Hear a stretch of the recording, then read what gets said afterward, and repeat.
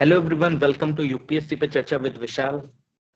And I hope कि आप सब लोग ठीक होंगे।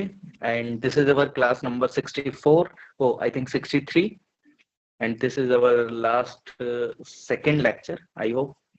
एंड इसके बाद फिर एक और लेक्चर आएगा। तो जो हमारा सी सेट का जितना भी कंसेप्ट था, मैं वो सारा कंप्लीट कर चुका हूँ अपने प्रीवियस लेक्चर में। एंड आप जितने भी आपको कंसेप्ट पढ़ने हैं क्वांट के, रीजनिंग के, वो ऑलरेडी मेरे प्लेलिस्ट में जाके पढ़ सकते हैं। एंड इफ अगर आपको लगता है कि as such by any chance if अगर कोई भी एक टॉपिक मिस हो गया है, तो मैं उसके लिए एक अलग से वीडियो रिकॉर्ड करके प्लेलिस्ट में ऐड कर दूंगा। हालांकि मेरे को एक टॉपिक ध्यान है, शायद आप लोगों को ध्यान हो कि नहीं हो, वो इतना ज्यादा यूपीएससी में नहीं पूछा जा रहा था, तो मेरे जस्ट माइंड से स्लिप हो गया। बट उसके लिए मैं अलग से एक रिकॉर्डिंग करके वीडियो अपलोड कर दूंगा। हालांकि वो इतना ज्यादा भी इंपॉर्टेंट चैप्टर नहीं था, तो इसलिए मैंने उस पर ज्यादा ध्यान नहीं दिया, क्योंकि प्रीवियस ईयर क्वेश्चन बहुत ही मिनिमम आए हैं उस पर। और इफ अगर वो क्वेश्चन भी आ जाता है तो आप तब भी उसको टैकल कर सकते हो। इतना मैं कंसेप्ट आप लोगों को बता चुका हूँ कि आप कोई भी क्वेश्चन को इजीली टैकल आउट कर सकते हैं। ओके, चलिए ठीक है, लेट्स स्टार्ट। आज मैं आप लोगों को 2023 का जो कॉम्प्रिहेंशन है वो सॉल्व कराऊंगा, और प्लस लिए मैं डायरेक्टली यूपीएससी के क्वेश्चन पेपर को लेके आया हूँ। सेट नंबर ए है। ओके, तो हम स्टार्ट करते हैं आप लोगों के साथ क्वेश्चन सॉल्व करना। और ये 2023 का सेट ए है, अगर आपको देखना हो आप डाउनलोड करके आप खुद भी सॉल्व कर सकते हैं। बट आप एक आध क्वेश्चन मैं आपको सॉल्व करके बताऊंगा कि कैसे आप अप्रोच लगा सकते हैं। तो अच्छे से क्वेश्चन आप लोगों के साथ हम सॉल्व करते हैं। इंग्लिश हिंदी दोनों में बताएंगे, कोई दिक्कत नहीं। देखो, मैंने जो जो आपको चीजें बताई थी कि किस तरीके से आपको क्वेश्चन सॉल्व करते समय किन चीजों का ध्यान देना है, वो सारी चीज मैं आपको यहाँ पे अप्लाई करके दिखाऊंगा। क्योंकि मेरा स्टार्टिंग से सी सेट में एक ही चीज रहा है कि अगर मैं कोई चीज बताऊंगा तो उसकी एप्लीकेबिलिटी बताऊंगा। ऐसा नहीं कि मैंने आपको बोल दिया कि भाई साहब आप स्विमिंग करना आपको सीखना है, आप ये बुक पढ़ लीजिए और आप जाके समुद्र में कूद जाइए। मैं लिटरल बता रहा हूँ, कोई अगर बुक पढ़ के गाड़ी सीखता हो, स्विमिंग करना सीखता हो, वो डूबेगा, समुद्र में कूदेगा, पढ़ के डूबेगा। गाड़ी चलाना सीखेगा सिर्फ वीडियोस देख के तो चलाई नहीं चाहिए, क्योंकि जो एक इम्प्लीमेंटेशन होती है वो बहुत डिफरेंट हो जाती है कंसेप्ट को पढ़ने के बाद। और ये चीज मैंने अपने प्रीवियस लेक्चर में भी करी है, तो यहाँ पे भी करते हैं। जितना रीडिंग कॉम्प्रिहेंशन में बेसिक्स बताए हैं, आज उसका इम्प्लीमेंटेशन करते हैं। एंड इम्प्लीमेंटेशन कैसे होगा वो हम बताते हैं। देखो, सबसे पहले मैंने आपको बताया था कि एक नेचर समझना पैसेज को पढ़ने से पहले। देखो, मेरे एकदम सीधा सीधा मेरे को समझ में आ रहा है कि यार ये जो पैसेज है ये कहीं ना कहीं एनवायरमेंट से रिलेटेड है, तो इस पैसेज को मैं करूंगा। एनवायरमेंट, एग्रीकल्चर वगैरह जैसी चीजें आ गई इसमें, या तो इकोनॉमी से रिलेटेड हो सकता है, कुछ भी हो सकता है। बट मेरे को सीधा पता चल गया कि ये जीएस सब्जेक्ट से कहीं ना कहीं से रिलेटेड हो सकता है ये। तो मुझे होगा इस पैसेज को सॉल्व करना। तो मैं क्या करूंगा, मैं इस पैसेज को तो छोड़ूंगा नहीं, मैं तो स्टार्टिंग में इसी को पढ़ूंगा। क्योंकि काफी बार जो पैसेज आ जाते हैं वो पोइटिक आ जाते हैं, बट ये वैसा नहीं है। ठीक। नेचर ऑफ पैसेज समझ में आ गया, मैं इसको सीधा टैकल आउट करना स्टार्ट करूंगा। एक कुछ एस्पिरेंट का ऐसा होता है कि सर वो सबसे पहले क्वेश्चन को पढ़ लेते हैं, और कुछ ऐसे होते हैं मैं कि पहले वो पैसेज पढ़ते हैं फिर क्वेश्चन पढ़ते हैं। तो मैं आपको दोनों स्ट्रेटेजी करूंगा। इस वाले क्वेश्चन के अंदर मैं एक स्ट्रेटेजी अपनाता हूँ कि सबसे पहले मैं पैसेज पढ़ता हूँ, और दूसरे वाले पैसेज में मैं स्ट्रेटेजी अपनाऊंगा कि पहले मैं क्वेश्चन पढ़ूंगा और फिर पैसेज पढ़ूंगा। दोनों चीजें करेंगे और अच्छे से करेंगे। ओके, आप लोग साथ में पढ़ना मेरे, ताकि आप लोगों को भी चीजें पसंद है, मतलब पसंद क्या आपको, एक अच्छे से आप कर पाए चीजों को। क्योंकि आपको सिखाना है मुझे, और अगर मुझे खुद से ही करना होता तो मैं क्लास नहीं ले रहा होता। तो आपको सिखाने के पर्सपेक्टिव से जब मैं कुछ चीज करा रहा हूं तो आपको साथ में वो पढ़ना पड़ेगा। Okay, let's start.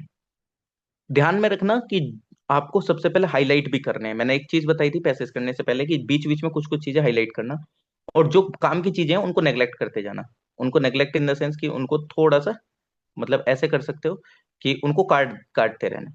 ओके, तो we often hear about conflict among different state in India over river waters.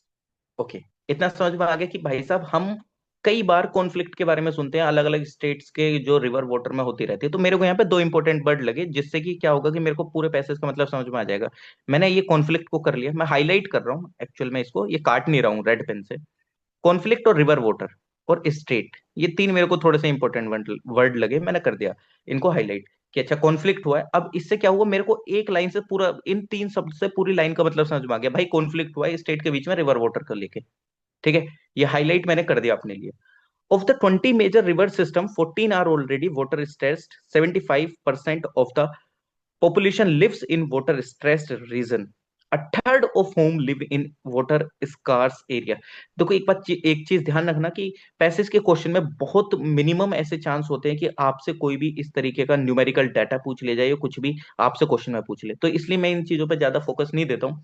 मेरे को सिंपल यहां से इतना पता चला कि कुछ एरिया जो है वो वाटर स्ट्रेस्ड है, मैंने इसको हाईलाइट कर लिया। कुछ मेरे को पता चला कि भाई साहब वाटर स्ट्रेस्ड रीजन है, और जिनमें से कि भी वन थर्ड जो है वो वाटर स्कार्स एरियाज है। मतलब इस लाइन का कहने का मतलब ये था कि जो 20 मेजर रिवर सिस्टम है उनमें से 14 जो है वो ऑलरेडी वाटर स्ट्रेस्ड है, ठीक, उनके अंदर में पानी नहीं है। और जो 75% जो पॉपुलेशन रह रही है वो वाटर स्ट्रेस्ड रीजन में रह रही है, और उसमें से भी एक तिहाई जो लोग हैं वो वाटर स्कार्स एरिया के अंदर में रह रहे हैं। तो मेरे को तीन शब्द अच्छे लगे, अच्छे इन द सेंस कि इंपॉर्टेंट लगे, वाटर स्ट्रेस्ड रीजन और वाटर स्कार्स एरिया, ठीक, ये तीन मेरे को पता लगा।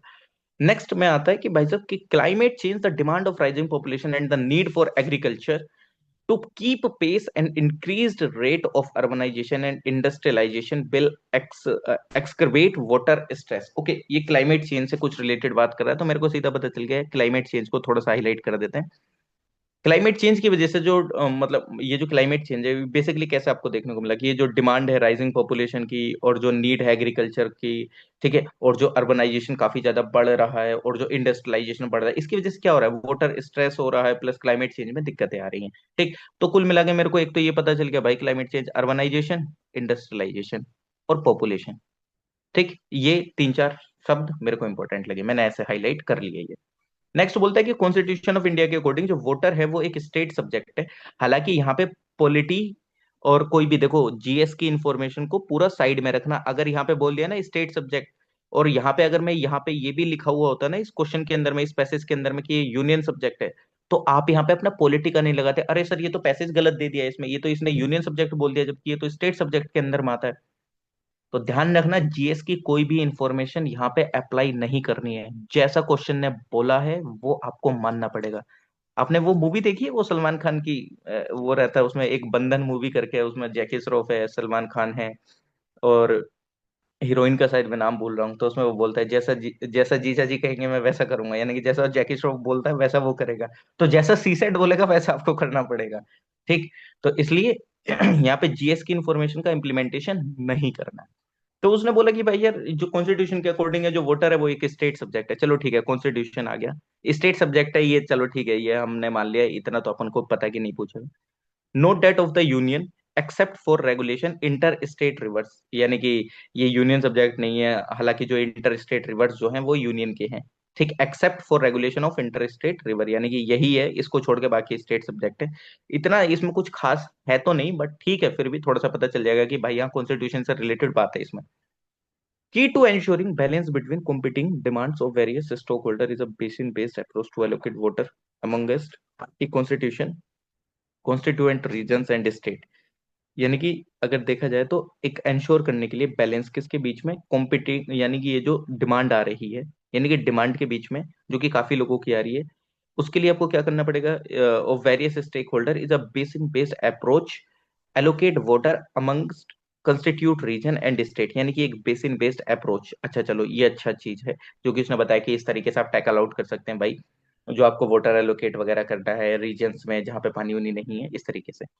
और जिस टाइम पे आप allocating fair share of water to them requires assessment, यानी कि उसके लिए हमें वाटर के असेसमेंट की जरूरत पड़ती है, if अगर आप इस तरीके से एलोकेट करते हैं एक फेयर शेयर, यानी कि जिससे कि लोगों के बीच में अच्छे से पानी का एलोकेशन हो सके, तो एक असेसमेंट की जरूरत है। चलो ठीक है, ये असेसमेंट अच्छा वर्ड है, मतलब इंपॉर्टेंट वर्ड है। एंड ऑन ऑब्जेक्टिव क्राइटेरिया, जैसे कि क्राइटेरिया क्या होना चाहिए कि स्पेसिफिटीज स्पेसिफिसिटीज रिवर बेसिन का होना चाहिए, साइज होना, मतलब साइज जो कि पॉपुलेशन कितनी डिपेंडेंट है उस रीजन में, एग्जिस्टिंग वाटर यूज कितना है, डिमांड कितनी है, एफिशिएंसी कितना है, प्रोजेक्टेड फ्यूचर यूजिंग कितना है, और इन सारी चीजों को ध्यान में रखते हुए, और जो एनवायरमेंटल नीड है रिवर की एंड एक्वीफर्ट्स की वो कितनी है।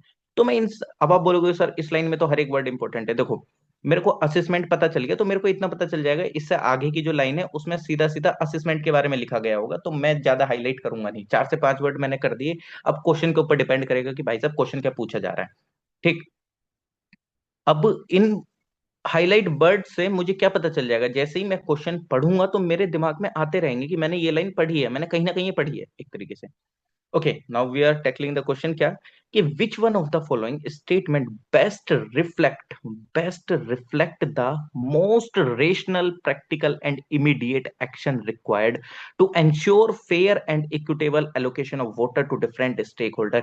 यानी कि आपको इन स्टेटमेंट में से पढ़ के सबसे अच्छा जो एक रिफ्लेक्ट करता है, जो कि एक रेशनल चीज, मतलब जो कि एक रेशनल स्टेटमेंट है, एक अपने आप में प्रैक्टिकल है और एक इमीडिएट एक्शन है, कि यानी कि वो एक एक्शन ऐसा है कि जिसकी वजह से आप जो है एक इंश्योर कर सकते हैं fair and equitable allocation water का अलग अलग स्टेक होल्डर्स में।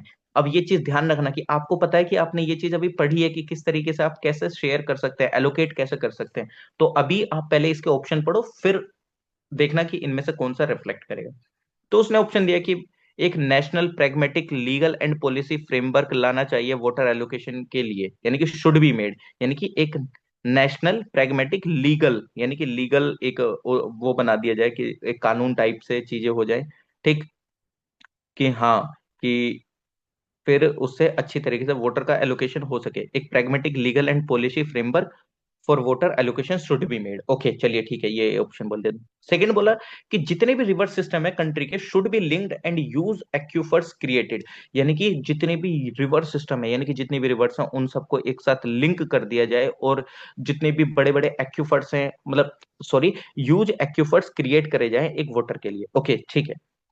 नेक्स्ट उसने बोला कि जो भी वोटर चैनल्स हैं रीजन के बीच, water channels between regions of water surplus and regions of water deficit should be created, यानी कि जहां पे पानी ज्यादा और जहां पे पानी कम है उनके बीच में एक चैनल बना दो, वाटर चैनल बना दो। तो जहां पे डिमांड होगी पानी की, वहां से जहां पे ज्यादा पानी है वहां से वहां पानी आ जाएगा। मतलब कुल मिला के ऐसे देख लो, जैसे हरियाणा में पानी है या यूपी में पानी है तो वो कहाँ जाता है? दिल्ली जाता है। ठीक, उस तरीके का ये बोल रहा है। ठीक, या लिंक कर दो, जैसे लिंक नहीं करते, मतलब जहाँ पे पानी ज्यादा है पानी कम है, वही दिल्ली वाला यूपी और बिहार का, वो यूपी बिहार बोल रहा हूँ, यूपी हरियाणा जैसा पानी प्रोवाइड कर रहा है। डी ऑप्शन बोल रहा है कि आप मिटिगेट करने के लिए वाटर क्राइसिस को, वाटर डिमांड जो है सेक्टर्स की जैसे कि एग्रीकल्चर इंडस्ट्री की, उसको रिड्यूस करना चाहिए। अब आप लोगों को मैं 5 से 10 सेकंड देता हूं और आप लोग जितने भी यूट्यूब व्यूअर्स हैं वो कमेंट सेक्शन में कमेंट करेंगे या वीडियो पोस्ट करके आप अपना आंसर देने की कोशिश करेंगे, और जो अभी लाइव देख रहे हैं वो कमेंट सेक्शन में कमेंट करने की कोशिश करें। एक बार टैकल आउट करो खुद इस चीज को, जो मैंने अभी पैसेज पढ़ा उसके अकॉर्डिंग इसमें क्या हो सकता है। ध्यान रखना, अपनी लॉजिकल थिंकिंग सिर्फ पैसेज के बेस्ड पे लगानी है, अपना कोई भी जीएस की इंफॉर्मेशन यहाँ मत लगाने लगना। अरे सर केन वेद का प्रोजेक्ट तो चल रहा है, ये मध्य प्रदेश में चल रहा है, इस तरीके से वो हो रहा है, नहीं। मैं बोल रहा हूँ कि जो पैसेज के अंदर इंफॉर्मेशन है सिर्फ उसी पे ध्यान रखना और उसके अकॉर्डिंग ये ऑप्शन होना चाहिए। देखते हैं क्या आपका आंसर हो सकता है मैसेज में टाइप, अगर आप लोग करते हैं तो करिएगा टाइप। ठीक है, लक्ष्मी जी, राज जी, सप्तऋषि जी, श्रेया, सुमन जी, सुरजीत जी।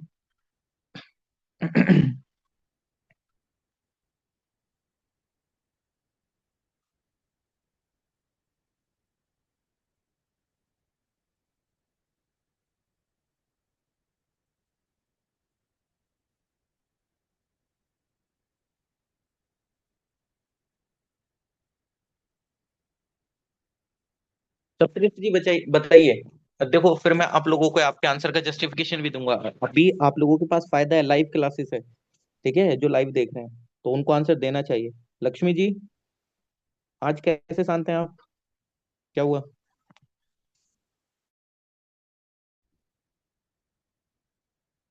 श्रेया जी, सुरजीत जी, राज जी, प्लीज बताइए कुछ आंसर। सर मुझे ए ऑप्शन लगता है इसका। अच्छा, आपको ये ऑप्शन लगता है इसका, चलिए ठीक है, हम आपका ए ऑप्शन मान लेते हैं। कैसी चल रही है आपकी पढ़ाई अभी, ठीक है? यस सर, ठीक चल रही है। चलिए, सप्तऋषि जी आपको क्या लगता है ऑप्शन? ये लक्ष्मी जी के लिए हमने LA, चलो लिख देते हैं शॉर्ट फॉर्म में, इतना तो पूरा नहीं लिखा जाएगा। सप्तऋषि जी आप बताइए।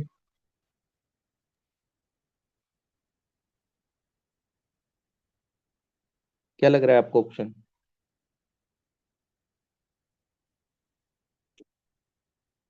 सर सी लग रहा है सर।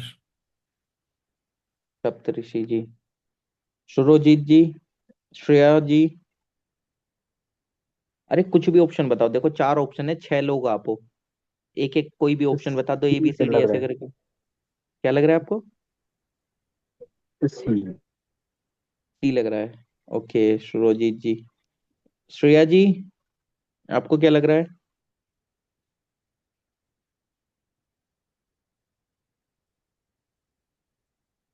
जल्दी से बताइए, या ऑप्शन आप टाइप करना चाहें आप भी टाइप कर सकते हैं। अरे तुक्का मारो आराम से, क्या दिक्कत है। चलिए भाई ठीक है, ये तीन लोगों ने आंसर दिया है, अब कोई आंसर नहीं दे रहा है तो अब हम क्या कर सकते हैं? हम नहीं कर सकते हैं कुछ भी। चलिए ठीक है, अब हम आंसर बताते हैं। हम बैक साइड से ऑप्शन उठाते हैं। सर ये जो डी ऑप्शन है ये क्या बोल रहा है? अच्छा, आप लोग भी बता सकते हैं, कोई दिक्कत नहीं। देखो इसने बोला कि सर वाटर क्राइसिस को आपको क्या करना है, अगर मिटिगेट करना है, अगर इसको हटाना है, तो जो वाटर डिमांड है जो सेक्टर्स की और एग्रीकल्चर की इंडस्ट्री की शुड बी रिड्यूस्ड। देखो ये जीएस के अकॉर्डिंग ये सब चीजें तो हो सकती है कि हाँ चलो ये आप वे फॉरवर्ड में कर रहे हैं कि नहीं कर रहे हैं। सबसे पहली बात कि सर क्वेश्चन ने बोला इमीडिएट एक्शन। इमीडिएट एक्शन, यार अगर किसी भी एक एग्रीकल्चर को जरूरत है पिछले 2 सालों से, मान लेते हैं 10 10 लीटर पानी, बहुत कम बता रहा हूँ मैं जस्ट लाइक एग्जांपल दे रहा हूँ, कभी आप बोलो 10 लीटर पानी के, और वो उसको सालों साल हो गए, 20 साल से वो वही पानी यूज कर रहा है। अब आप 1 साल के अंदर उसको बोल दो कि आप ये इससे कम कर लो, तो एकदम से पॉसिबल नहीं है ये मान लो कि कल को आपसे बोल दिया जाए, आप लोग मान लेते कि आप 2 2 3 3 साल से यूपीएससी की प्रिपरेशन कर रहे हैं, और तुरंत आपको स्विच करके बोल दिया जाए कि आपको एग्जाम देना है नीट का। Is it possible? Lakshmi ji NEET का एग्जाम दे देंगे अगर हमने बोला कि आप यूपीएससी की प्रिपरेशन कर रहे हैं और आपको नीट का एग्जाम देना है और आपको वो पास करना है? Is it possible? No sir. नहीं हो पाएगा ना। तो ये थोड़ा सा वैसा नहीं है कि अगर डिमांड आ रही है, देखो नीट का एग्जाम कब हो सकता है, जब मैं आपको बोलूं कि आप प्रिपरेशन कर लो, आप 1 2 साल प्रिपरेशन कर लो तब दे देना। ठीक है। अब ये सॉल्यूशन मैं मानता हूं कि हाँ चलो ठीक है, जीएस वाई ये सारी चीजें, लेकिन एक तो सबसे पहली बात यार ये पैसेज में नहीं करा बात करी गई है, और प्लस दूसरी ये बात है कि यार ये एक इमीडिएट एक्शन कैसे हो सकता है, थोड़ा सा टाइम चाहिए इसमें। और प्लस इमीडिएट एक्शन भी छोड़ दो, तो ये मैंने कहीं पे पैसेज में बात करी, कुछ ऐसी बात हुई नहीं हुई, तो ये ऑप्शन नहीं होगा सी ऑप्शन। कि जो वोटर चैनल है वो यानी कि बना दिया जाए वोटर सरप्लस एंड जो वोटर डेफिसिट रीजन है उसके बीच में। देखो सबसे पहली बात, ये भी एक क्या है, ये भी एक लंबा प्रोसेस है वाटर चैनल बनाना। आप इसको अगर साइड में रख के मैं आपको जीएस भी बताऊं, केन बेतवा रिवर प्रोजेक्ट बनने को सालों साल लग गए हैं। और आपने सुना होगा कृष्ण गोदावरी रिवर डिस्प्यूट, तमाम चलते रहते हैं, 30 30 साल, 40 40 साल हो गए हैं। सतलुज रिवर कितने सालों साल हो गए हैं, और वो चीजें नहीं बन पाती हैं इजीली, कितना समय लग जाता है। ठीक है। अगर इसको इमीडिएट एक्शन के परस्पेक्टिव से देखो तो ये भी चीज नहीं पॉसिबल है, लेकिन अगर पैसेज के अकॉर्डिंग भी देखोगे तो ये पैसेज में भी नहीं हमने डिस्कस करा है। हमने जो डिस्कस करा है वो आपने देखा होगा कि लास्ट वाले पैराग्राफ में क्या डिस्कस करा है। अगर आप देखेंगे तो हमने देखा कि यार देखो असेसमेंट करा जाना चाहिए, ऑब्जेक्टिव ये सारी चीजें होनी चाहिए, रिजर्वेशन होना चाहिए, पॉपुलेशन के अकॉर्डिंग चीजें होनी चाहिए। मतलब कुल मिला के अच्छा पहले मैं इस ऑप्शन पे आऊंगा बाद में आऊंगा, लेकिन आप खुद देखो इसमें हमने पूरे पैसेज में भी नहीं बात करी कहीं पे। बस जो अगर रेगुलेशन वाली बात हुई है वो हुई है सिर्फ ये कि कॉन्स्टिट्यूशन के अकॉर्डिंग कि ये जो इंटर स्टेट स्टेट रिवर्स हैं वो क्या है, यूनियन उसको देखता है, टैकल आउट करता है। ठीक। अब बता दो इसमें अगर हमने कहीं पे बात करी हुई है ये सारी चीज को लेकर, कहीं भी बात नहीं करी, सो दैट्स वाई ये ऑप्शन भी नहीं होगा। सी बी ऑप्शन कि जितने भी रिवर सिस्टम है should be linked and huge aquifers created, अरे ये तो बिल्कुल नहीं हो सकता है। सबसे पहली बात, एक तो पैसेज में ही बात नहीं है, और सारे रिवर सिस्टम को कंट्री के एक साथ मिलाना, यार एक रिवर मिलाने में तो हम मतलब सालों साल बीत गए हैं। केन बेतवा का ही एग्जांपल दे देता हूं मैं, अब भी बजट में उसके लिए पैसा वूसा शायद दिया गया कि नहीं दिया गया, मेरे एक्चुअल में ध्यान तो नहीं आ रहा है, नहीं दिया गया आई थिंक शायद, दिया भी गया तो ठीक है, मेरे एक्चुअल में ध्यान से उतर गया है। यार all river system of the country should be linked. ठीक है ये लॉन्ग टर्म सॉल्यूशन हो सकता है, but as per the passage and as per the मतलब अगर इमीडिएट एक्शन भी देखा जाए तो ये तो पॉसिबल ही नहीं है। बट यस, ये जो ए ऑप्शन है ये रेशनल भी है और ये प्रैक्टिकल भी है और ये एक बार को इमीडिएट भी हो सकता है। उसने बोला है कि national pragmatic legal and policy framework बनाइए। और अगर आप देखेंगे तो भाई साहब आपने लास्ट पैराग्राफ में यही पढ़ा है कि जो एलोकेशन होना चाहिए फेयर वोटर का वो कैसे होना चाहिए, असेसमेंट के बेस पे। और असेसमेंट के बेस पे आप क्या बनेंगे, आप एक पूरा एक प्रोजेक्ट मतलब एक तरीके से एक पॉलिसी तो फ्रेमवर्क करेंगे कि क्या रहेगा उसमें कि कहाँ पे कितनी रिजर्वेशन है, पॉपुलेशन कितनी है वहाँ की, डिमांड एफिशिएंसी कितनी है, प्रोजेक्टेड फ्यूचर यूज कितना है वोटर का, ये सारा असेसमेंट करके आप वहाँ पे क्या करेंगे, एक पॉलिसी फ्रेमवर्क बना देंगे। ठीक है, ये एक पॉलिसी फ्रेमवर्क बनेगा। और बाकी एज सच अगर आप अदर ऑप्शन देखें वो एज सच इसमें आपको कहीं देखने को नहीं मिलेगा। तो डेट्स वाई कि जो एक most rational practical and immediate action आपको हो सकता है वो है ए ऑप्शन। ठीक है, तो लक्ष्मी जी आपका ऑप्शन सही है, आपने जो बताया आंसर। ओके, चलिए ठीक है, नेक्स्ट मूव करते हैं नेक्स्ट क्वेश्चन पे।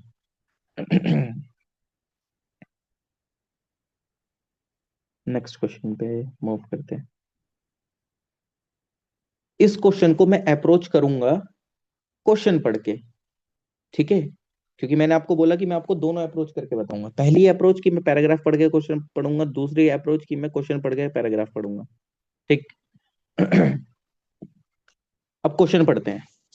Which of the following best reflect what is implied by the passage, यानी कि इसमें से आपको कौन सा ऑप्शन ये बता रहा है कि जो एक मैसेज दिया गया है इस पैसेज के द्वारा वो मतलब रिफ्लेक्ट हो रहा है, बेस्ट रिफ्लेक्ट हो रहा है इससे।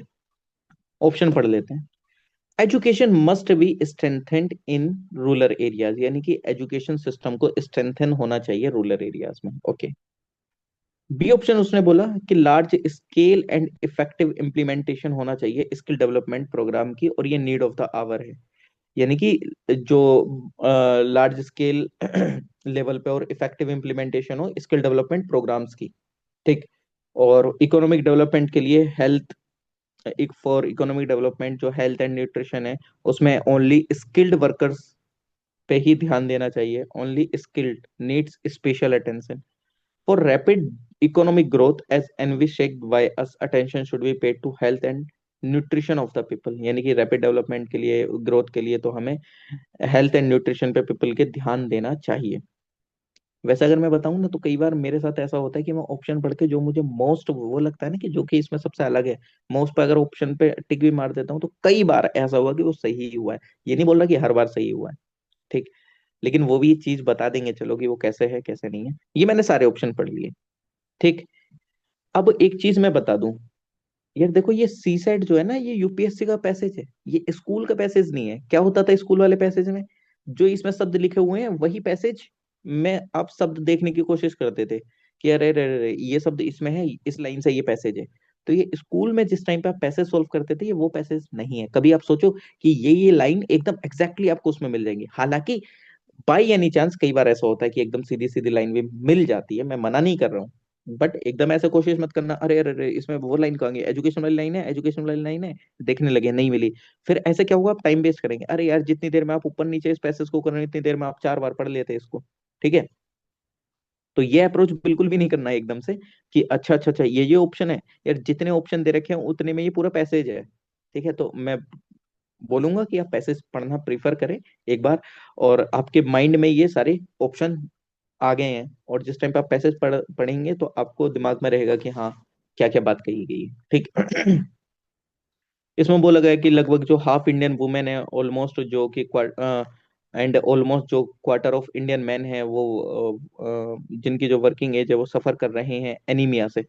सॉरी मैं हाईलाइट करने वाला था और मैं पूरा पूरा हाईलाइट करने लगा। ठीक, तो इसमें क्या मेरे को पता चल गया भाई, एनीमिया है, वुमेन की बात करी गई है और मेन की बात है इसमें। ठीक है, और अकॉर्डिंग टू स्टडीज ये बताया गया कि एनीवेयर लगभग फ्रॉम 5 से 10% लेस प्रोडक्टिविटी है then they could be as result thereof, और मतलब लेस प्रोडक्टिविटी, मैंने प्रोडक्टिविटी पे देख लिया कि हाँ भाई इनकी प्रोडक्टिविटी पे बात कही गई है। नेक्स्ट उसने बोला कि जो इंडिया जो है तो वो एक लार्ज ट्यूबरक्लोसिस बर्डन भी है वर्ल्ड पे, लगभग 170 million work days to the country annually, यानी कि इतना वर्क डेज अफेक्ट होते हैं हमारे। क्यों? क्योंकि लोगों की तबीयत खराब रहती है, काम पर नहीं जा पाते, ये सारी चीजें। इनके कुल मिला के ट्यूबरकुलोसिस का बर्डन है हमारे ऊपर, ठीक। डाटा पे ध्यान नहीं देना है, क्योंकि डाटा कई बार पूछता भी नहीं, कई बार क्या पूछता भी नहीं है, बहुत रेयरली केसेस में पूछ लिया वरना नहीं पूछता कभी। और फिर उसने बोला, but what is just as important as lost productivity now lost potential in the. अभी तो हम प्रोडक्टिविटी लॉस कर रहे हैं, लेकिन आगे हम अपना पोटेंशियल को भी लॉस कर सकते हैं, यानी कि जितना हम चीजें कर सकते हैं वो चीजें भी नहीं कर पाएंगे। और ये क्या हो रहा है, it is becoming increasing clear, और ये मतलब data on many measures of cognitive ability malnourished Indian children perform 2 or 3 times worse than their adequately nourished peers।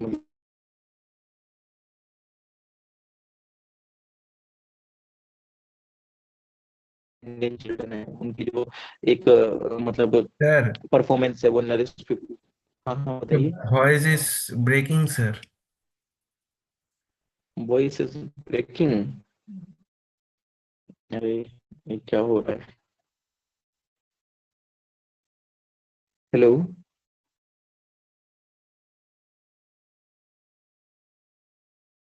Hello.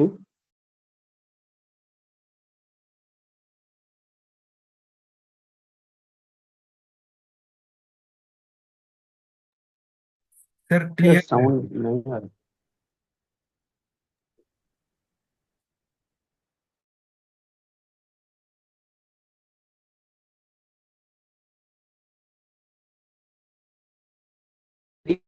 ये मेरी। क्लियर नहीं है। हेलो। हाँ सर, आ रही। ओके। तो जितने भी फिर आगे बताया कि जितने भी मेल नरिश चिल्ड्रन हैं वो जो उनकी जो परफॉर्मेंस है वो भी काफी ज्यादा वर्ष आपको देखने को मिलेगी नरिश्ड पीपल के कंपैरिजन में, यानी कि नरिश चिल्ड्रन के। तो यानी कि मेल नरिश्ड, ये मेरे को एक इम्पोर्टेंट वर्ड जो शब्द है वो मिला है यहाँ से। और इकोनॉमी के लिए जो ये will be more dependent on highly skilled workers, this possesses a significant challenge.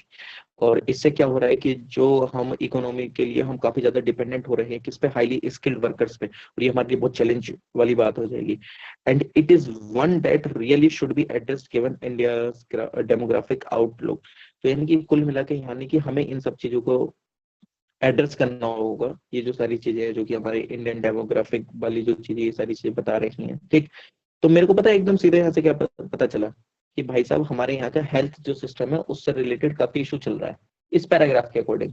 तो यानी कि अगर आप हेल्थ सुधार दोगे, यानी कि इस जो एक पैसेज से मुझे पता चला कि यार इसमें जो बात करी गई है वो हेल्थ के रिगार्डिंग ज्यादा है। क्योंकि उसने प्रॉब्लम बता दी लास्ट में भी आके कि यार हाईली स्किल्ड पर्सन पे हम डिपेंडेंट हुए जा रहे हैं, मलनरिशमेंट इतना बढ़ रहा है, ज्यादा हो रहे हैं, काफी ज्यादा दिक्कत आ रही है, काफी ज्यादा क्या हो रहा है, बच्चे भी उतना परफॉर्म नहीं कर पा रहे हैं, ठीक है। लोगों और जो हमने अभी ये डाटा पढ़ा इसमें बताया 170 मिलियन वर्क डेज हम एनुअली लॉस कर रहे हैं। तो यानी कि कुल मिला के हेल्थ अच्छी नहीं है।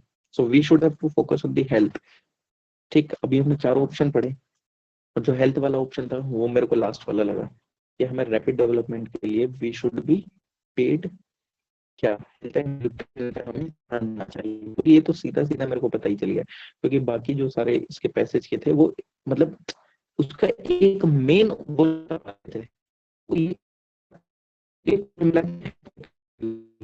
हेल्थ कि अगर आपको इकोनॉमिक ग्रोथ चाहिए तो आपको हेल्थ पर अटेंशन करनी, क्योंकि लोगों की परफॉर्मेंस है वो भी जाएगी। अभी तो डाउन चल रही है, आगे जाकर परफॉर्मेंस अच्छी हुई मत करेंगे। और जो मेल नरिश चिल्ड्रन है उन पे भी आपको ध्यान देना पड़ेगा हर एक चीज। तो यानी कि कुल मिला के हेल्थ पे फोकस करोगे तो सारी चीजें सही हो जाएंगी। अब ये जरूरी नहीं है कि भाई एजुकेशन सिस्टम को, एजुकेशन की बात ही नहीं करी है, पहली बात तो यही गलत है, ठीक है। आगे उसने बोला गया कि इम्प्लीमेंटेशन अच्छा होना चाहिए वे में स्किल डेवलपमेंट प्रोग्राम का, कहाँ बात करी? अगर स्किल डेवलपमेंट पे भी ज्यादा अच्छे से इम्प्लीमेंटेशन कर लेंगे तो क्या हो जाएगा, ठीक। हमें अभी नीड ऑफ द आवर है भाई साहब, ये हमें हेल्थ पे फोकस करना है। सी ऑप्शन बोला गया कि स्किल लेबर वगैरह इन सब पे स्पेशल अटेंशन देना चाहिए। यार बीमार लोग पड़े हैं उस पर तो आप ध्यान नहीं दे रहे और आप इन लोगों पे ध्यान दोगे, मतलब अगर देखा जाए तो इस पैसेज का कंटेक्स्ट तो वही है ना कि अगर आप स्किल लेवल पे ध्यान दोगे तो इन पे कौन ध्यान देगा। हेल्थ एक मेन कंसर्न है, तो यानी कि जो डी ऑप्शन है वो सीधा सीधा बता रहा है कि आपको क्या करना है। अगर रैपिड इकोनॉमिक ग्रोथ चाहिए तो अटेंशन आपको देनी पड़ेगी इस चीज पे। तो ये तो एकदम सीधे ऑप्शंस होते हैं, ठीक है, सीधे आप लगा सकते हो, ये सारे पैसे छोड़ने नहीं होते हैं। ओके, और ये मैंने आपको पहले भी बताया, ठीक।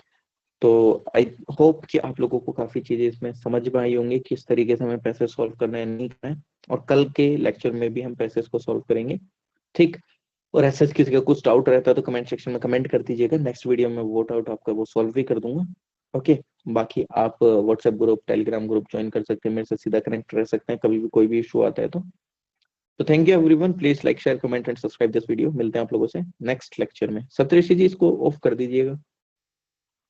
Okay sir.